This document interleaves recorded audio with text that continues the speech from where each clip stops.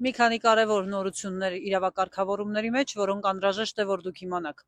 Խոսքը վերաբերում է հետևյալին. Նախ, այսօրվանից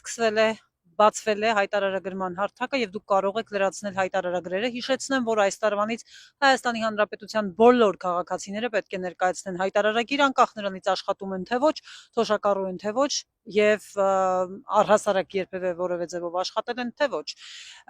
Նորամուծությունը, որը վերջերս է կարգավորման ենթարկվել, հետևյալն է. եթե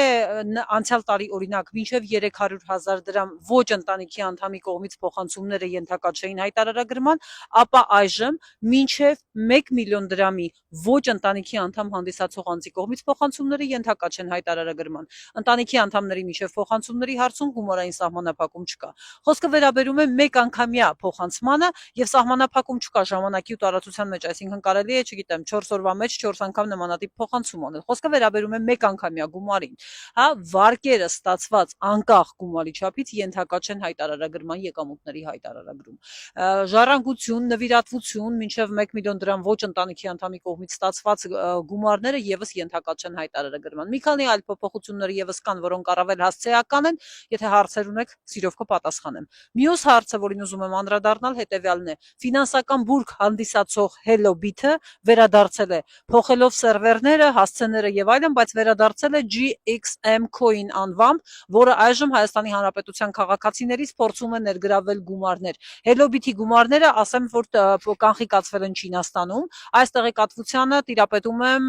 հարցման հիման վրա ներքին գործերի նախարարությունից ստացված պատասխանի արդյունքներով։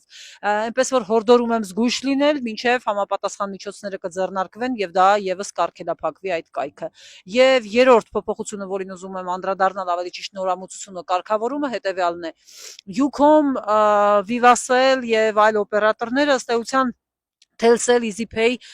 վճարային կազմակերպությունների հետ չէին եկել համաձայնության միջնորդավճարի մասով եւ դադարեցրել էին իրենց ծառայությունները այս մասով եւ Հայաստանի քաղաքացիները չէին կարող կապի օպերատորների միջոցով հասանելի ծառայություններին ունենալ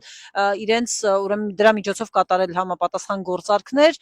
Մրցակցության պաշտպանության եւ սպառողների շահերի պաշտպանության հանձնաժողովը աննախադեպ որոշում է կայացրել, կիրառել է միջանկյալ միջոց ու ասել, որ քանի դեռ իրենք չեն պարզել կա հակամրցակցային համաձայնություն թե ոչ, այս ընկերությունները Հայաստանի քաղաքացիներին կշարունակեն մատուցել ծառայություններ եւ քաղաքացիները կկարողանան Telcel-ի, EasyPay-ի ու մյուսների միջոցով կատարել իրենց գործարքները մինչեւ վերջնական որոշման կայացումը։ Եղեք տեղեկացված։